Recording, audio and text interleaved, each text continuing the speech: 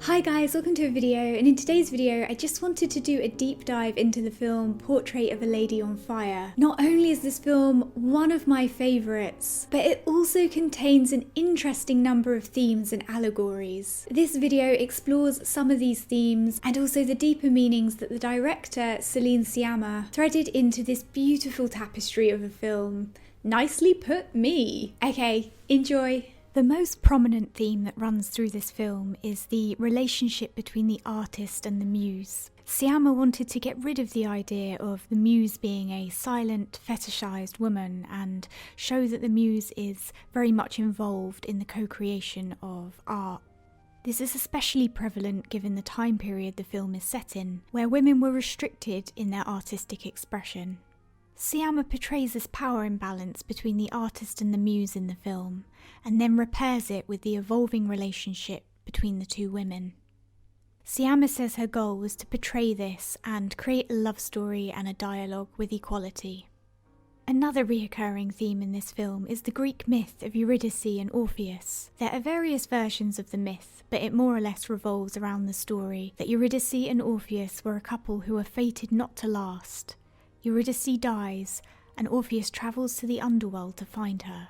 Hades tells Orpheus he can take Eurydice, but she has to follow him out of the underworld from behind, and he must not look back at her until they reach the light, or he'll lose her forever.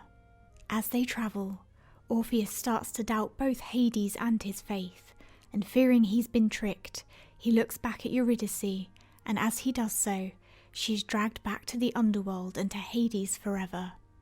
In the film, Heloise is also tied to a fate she cannot escape from, and Marianne is forced to deal with love in the form of memory, creating Heloise in paintings over and over again. There are also parallels in the scene near the end of the film, where Marianne visits an art gallery and stands next to her own painting submitted in her father's name of Eurydice and Orpheus. She is wearing the same colour as Orpheus in the painting, and Eurydice is wearing white, like Heloise in her wedding dress.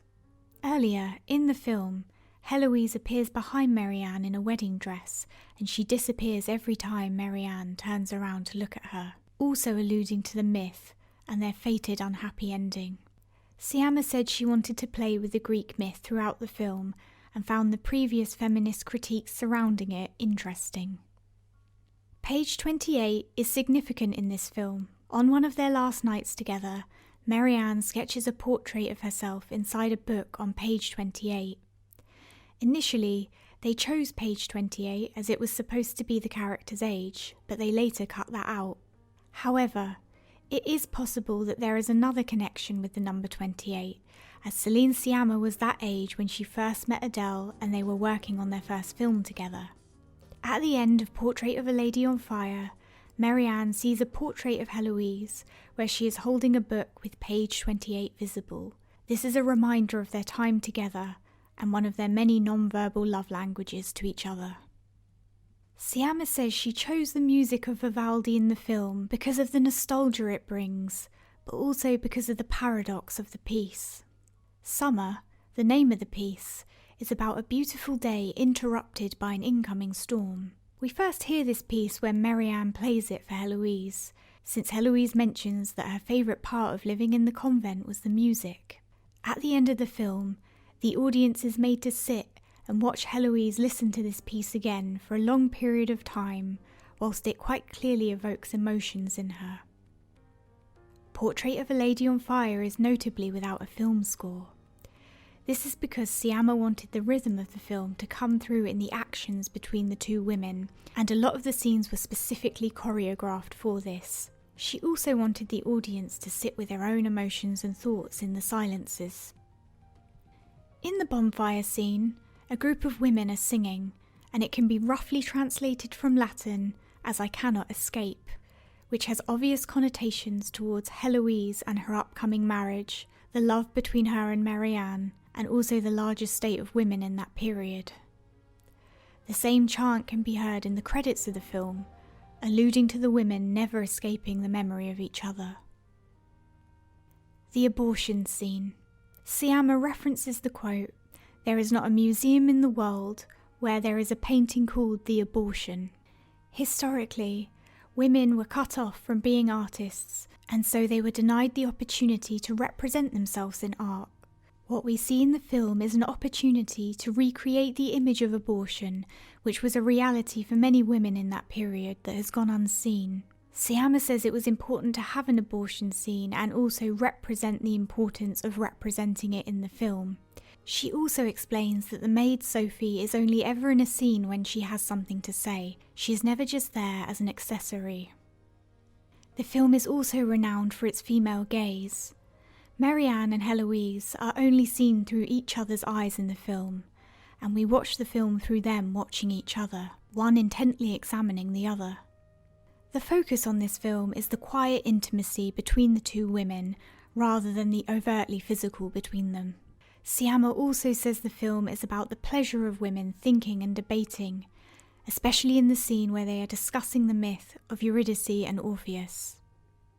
The scarves that Marianne and Heloise wear were used to highlight certain facial features by hiding others. The scarves are also used as a tool of consent. By each removing their scarves, both women consent to the first kiss. The use of fire in this film alludes to the cliché of passion, love and consumption. When Marianne burns the first portrait of Heloise, the burning begins on her chest, alluding to her heart. Then, in the bonfire scene, Heloise catches fire, and she does not notice because she is staring at Marianne, consumed by her whilst burning. Syama said she has Marianne jumping into the sea at the beginning of the film to break from convention straight away.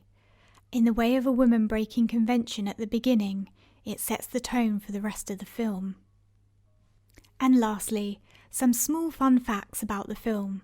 The literal translation of the original French title is Portrait of the Young Girl on Fire, but it is debated that the film was changed to Portrait of a Lady on Fire to evoke the Henry James novel, The Portrait of a Lady.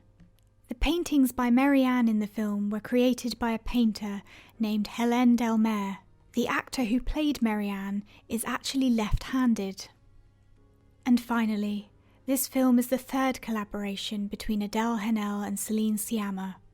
The two women were previously also involved in a romantic relationship.